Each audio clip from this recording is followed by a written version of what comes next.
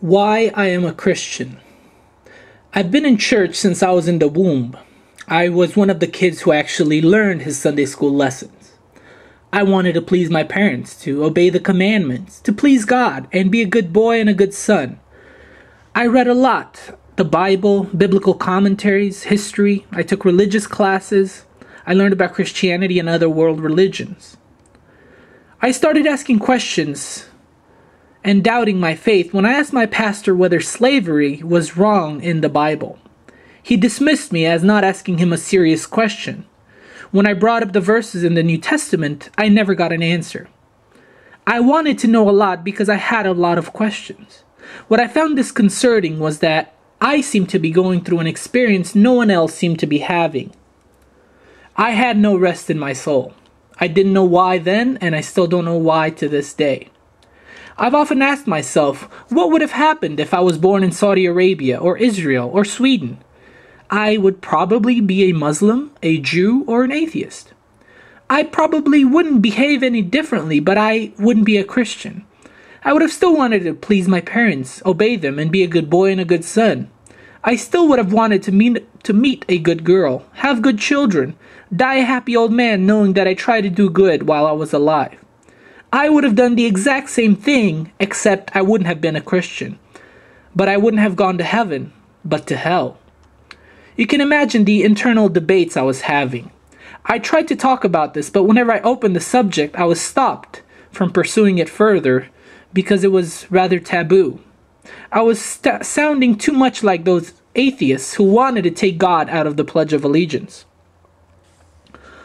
This didn't harden me, but it made me realize I was lonely. A lone skeptic in a sea of faith. Everything was just too unbearable.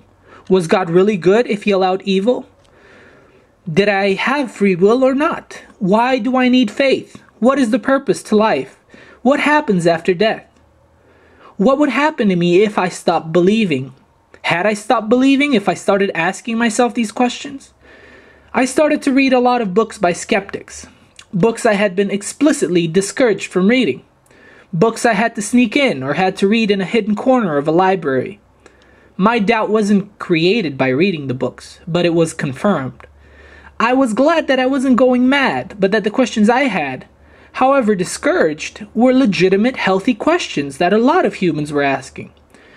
I felt relieved because I knew I had to decide who I was. I am a Christian because I take the Nicene Creed on faith, but I'm also an agnostic because whenever I take off the glasses of faith, I feel like a skeptic.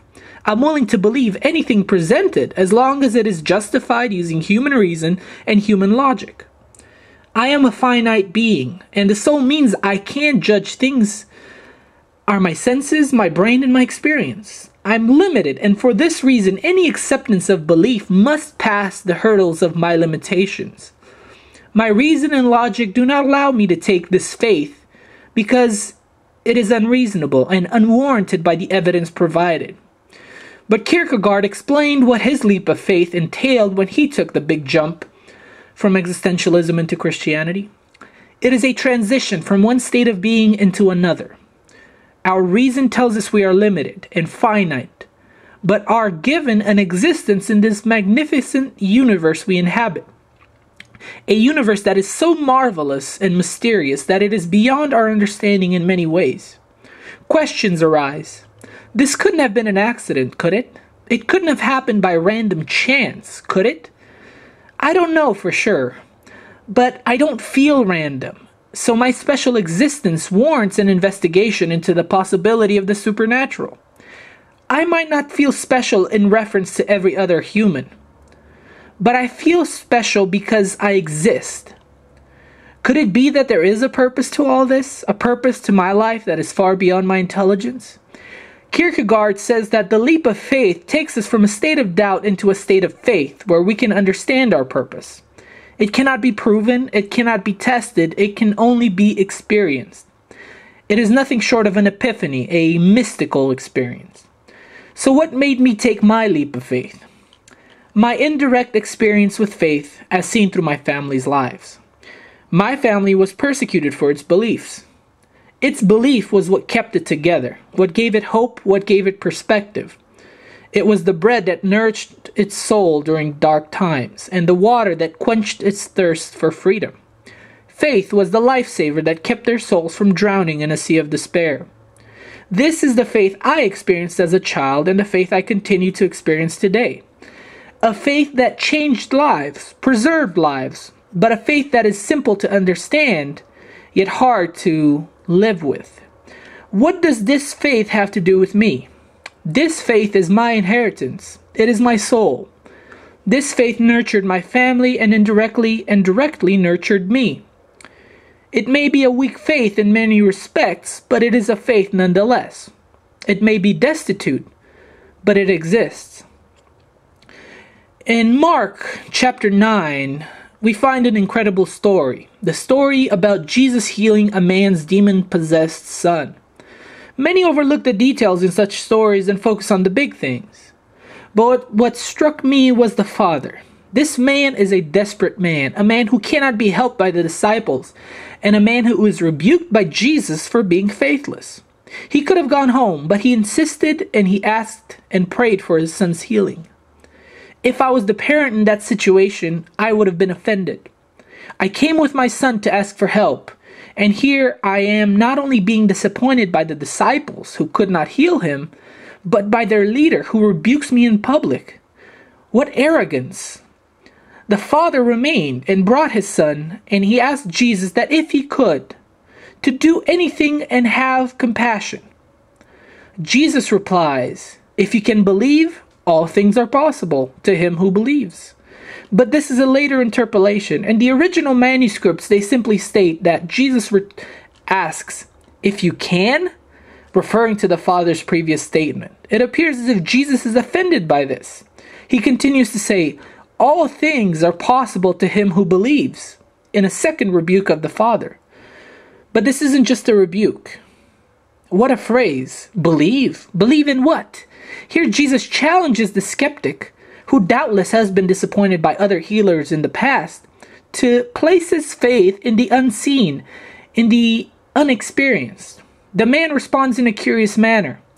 Immediately the father of the child cried out and said with tears, "Lord, I believe. Help my unbelief."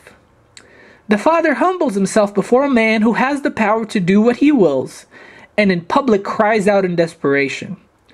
The father's plea is paradoxical. "I believe. Help my unbelief." The father admits that his faith is weak, but prays to attain the faith required that his son might be healed, because there is no other option. And what happens next is a miracle.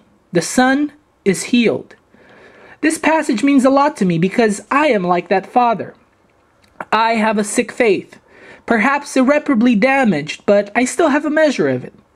I've visited God's representatives on earth for answers, but those answers have not healed my faith. I've been rebuked for my questions, maybe by God himself through these people, and I find myself in the same situation as the father. The title to the video is somewhat misleading. I am a Christian, still, but an agnostic one.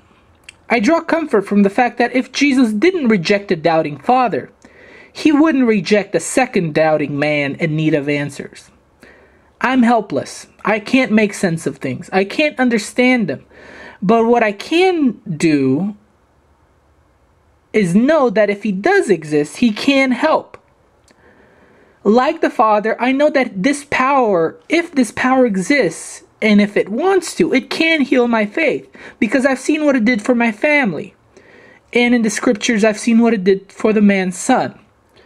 So I stand alone with my doubt, and I pray. I pray because I don't understand. I pray because the Bible doesn't make any sense to me.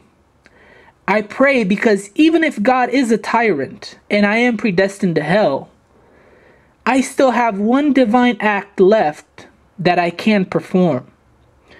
A petition to the Almighty to heal my soul along with my pittance of a faith. God help me.